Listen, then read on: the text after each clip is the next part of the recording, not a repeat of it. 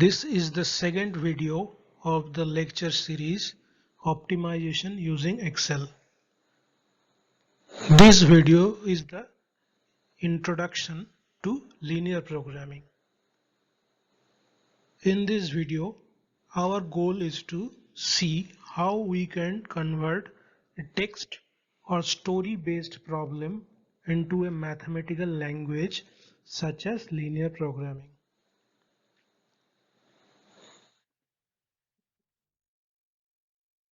Previously, in the last video, we had shown you that how we can define an optimization problem in terms of decision variables, objective functions, and constraints.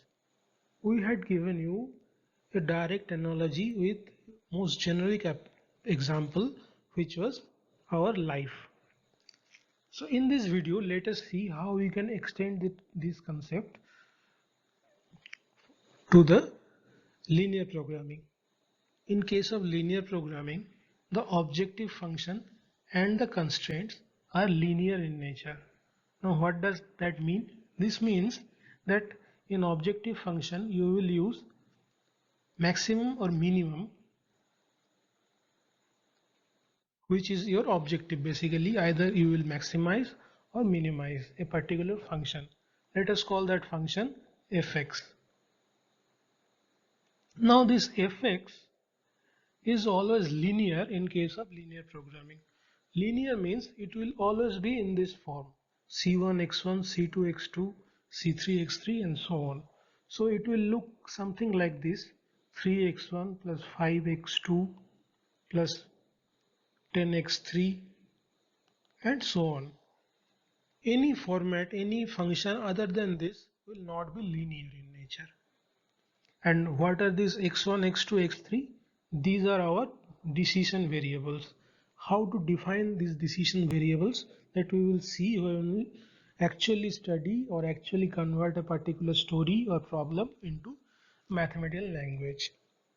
As of now, please assume that these are our decision variables. There can be more decision variables, not only 3, there can be x4 or x5 and so on, depending on the problem. And as I have said earlier also, the constraints are also linear in nature. So for example, each constraint will have a left hand side and a right hand side. This is left hand side, this is right hand side, and the left hand side will also be a linear function, which means this will be in this form. Now what is aij here? Aij means this is the coefficient of ith constraint,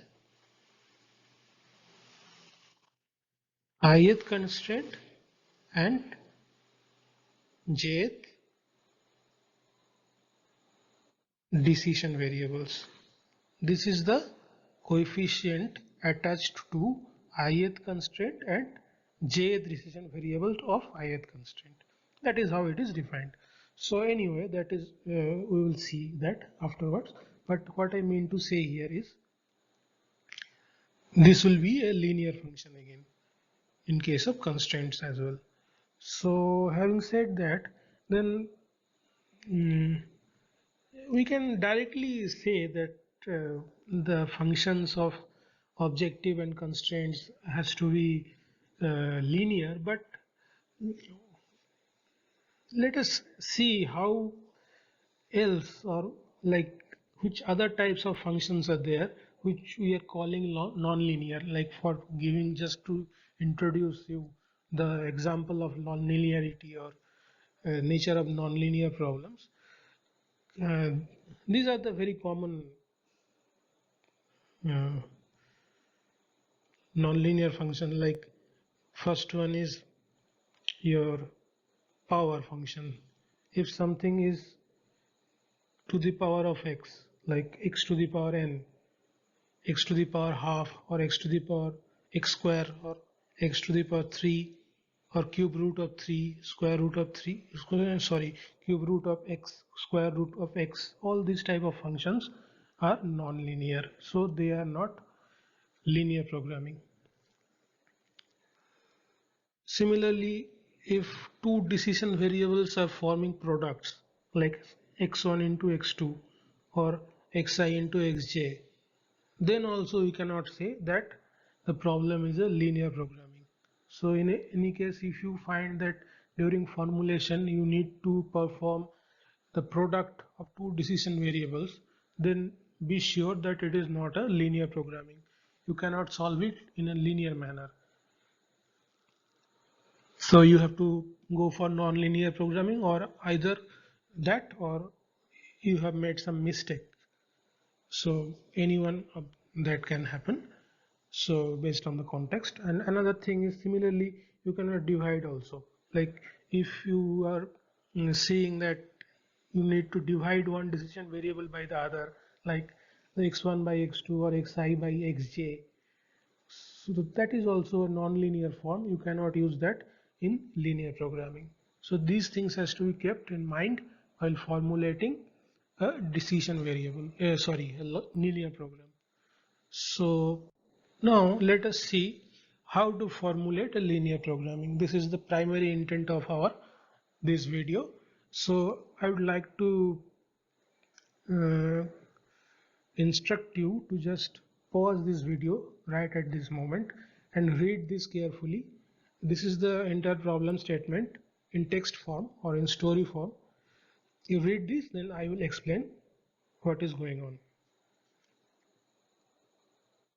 So as you can see here, the first point that I have highlighted is this: how many of each unit of these three products, chair, tables and desks, are to be produced. So this is our decision variable. So what I am trying to do here is, this is your problem in text form. I am trying to segregating each part into our known format, like decision variable. What is decision variable? Which part is decision variable? Which part is objective function? And which parts are constraints? So I'm doing that here. So the first part, decision variables, is how many of these units will be produced. Like what is the decision you are making? You are making decision of producing these items.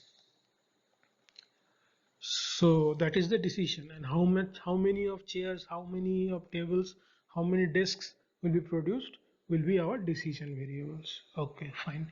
So next is the objective. Your objective is to maximize the profit. Maximizing the profit is your objective, and what is given to you are the per unit profits, like $500, $700, $1,000. These are the per unit profits of chair, tables and desks respectively, and therefore these two information will be used in constructing your objective function. Okay, so next is, see, three types of resources are there. One is your labor hour, next is your wood, and finally the chemicals that is used for polishing. So when this type of resources are there and the consumptions are given and availability is also given, then this type of constraints are called the resource constraints.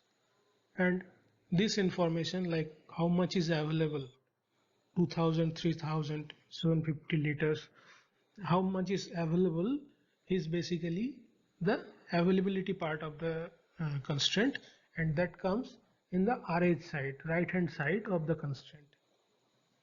And the other information, like per unit consumption, like each chair consumed 10 hours, 10 board feet of wood, 5 liters of polishing chemicals. See, here we are giving information in terms of per unit, how much consumption is there per unit for each type of resource. This will come in the left side of those resource constraint. So this information will be used for determining the LH side, and this is for the RH side. Combining together will combining them together will give you the complete resource constraints. Okay.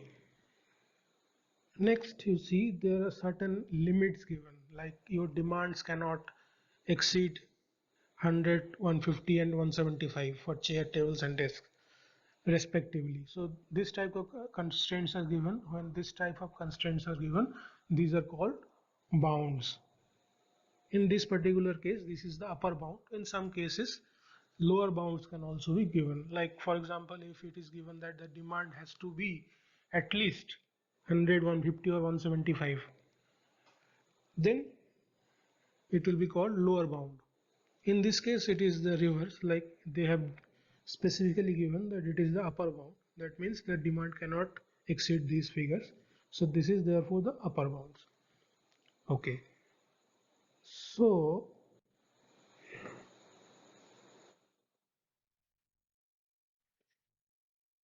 next is how to formulate this in terms of mathematical language. You see, I have cropped these images that I had explained in the last slide into separate forms, separate images, so that you can understand part by part. First one was your decision variables, like how many of each you need to produce. For that, you will define decision variables x1, x2 and x3. These are the number of chairs, number of tables and number of desks. This is your decision variable. Next is what? Next, I told you that maximizing the profit with the given per unit profits constitutes the objective function, and the mathematically it will be written as maximizing z. Z is your objective function, that is 500 into x1, 700 into x2, 1000 into x3. Why into? Why multiplication? Because this is the quantity and this is the per unit figure. So if you multiply, that will give you the total consumption, or in this case the total profit. Okay, so the resource constraint, for example, in case of labor hours, you see 10 labor hours for chair, then 15 labor hours for table, and finally 25 labor hours for desks. So 10, 15, 25. Again x1, x2, x3. If you do the product here and then sum it up, what is this? This is your total consumption. Total consumed. This is your total consumed. And what is this? This is your 2000 labor hours. That is total available. This is your total available. So let me write it little clearly. Total available. Similarly, food and chemical constraints can also be written. Like for example, 10 board feet of wood for chair, 20 for table and 25 for desks. So 10, 20, 25. This is your total consumed, and 3000. This is 3000. This is your total available. Like that, chemical also. So in this way, you can write the resource constraints. Next is your bound. Bound is quite easy. It is like x1 is should be less than equal to 100. x2 should be less than equal to 150. Then x3 should be less than equal to 175. You can write in this form. But remember, our course is optimization using Excel. So in Excel, if you want to do it properly, so make it a point properly, means you can do it clumsy in a most clumsy way, and Excel will accept all these things. But if you want to do it properly, like every part is clear in the spreadsheet, and you can explain it to somebody, then you should not write the constraint in this form.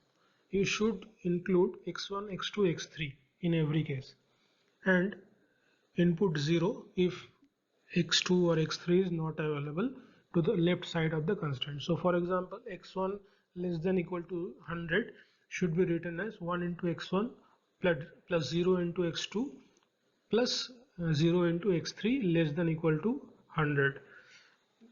This practice is for the beginners. You can of course write these things afterwards when you understood the entire process, and then even using Excel, during using Excel, you convert this to this form mentally. But since this is the beginning of the lecture series, I am writing this constraint in this form. So then there were two more constraints in the problem, two more constraints in the original problem, which cannot be classified in any of these three categories. Two categories. Like they are not resource constraint, they are not also bound constraints.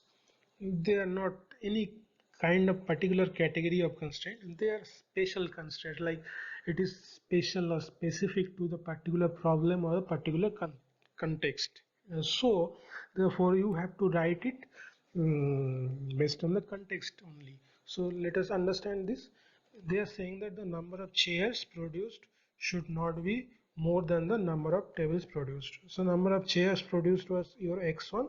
This should not be more than, this should be less than or equal to the number of tables produced. So this is your constraint, which you can write like x1 minus x2 is less than equal to 0. Again, both these forms are absolutely correct, no problem, no issue, both are correct. But remember, it is a good practice to always write no decision variables to the right side of a constraint, and also write each decision variables to the left side even if the coefficient is 0. So for example, x1 minus x2 less than equal to 0, I have written it like 1x1 plus minus 1x2 plus 0x3 less than equal to 0. So the last constraint was the total chairs and the tables produced should be at least double of the disk. So x1 plus x2 should be at least double 2 into x3. Okay, so this can also be written x1 plus x2 minus 2x3 greater than equal to 0. That is what I have written here. 1x1 plus 1x2 plus minus 2x3 greater than equal to 0. So this is the complete formulation procedure for linear programming. Now one thing is missing, I have not told you so far, which is very important. That is your non-negativity. In case of linear programming or any non-linear also, you must add the uh, non-negativity constraint, which means each decision variables, like in this case x1, x2 and x3 should be greater than or equal to 0. This is the primary thing, a primary requirement of any optimization model that we discuss here. So don't miss it in any way. It has to be included in all cases. So that's it. That was the intent, that was the objective of this lecture, which I completed now. And in the next lecture, we will discuss the graphical method of solving the linear programming. So in this lecture, we have seen how to formulate in algebraic form, and in next lecture, we will see how to find the solution, like what is the solution of this LP, and the method is graphical method, and you will see how to use Excel to find the solution graphically. So which will be a new thing for you, because it is very difficult for you to find any other lecture or any other video where somebody explains you how to graphically solve an LP using Excel. Many texts or many lecture series will explain you how to draw a graph using graph paper or using some graphing tools. But using Excel, nobody, like in most of the cases, nobody does. So I will show you how to use Excel for implementing the graphical method. So that's it for now. Thank you.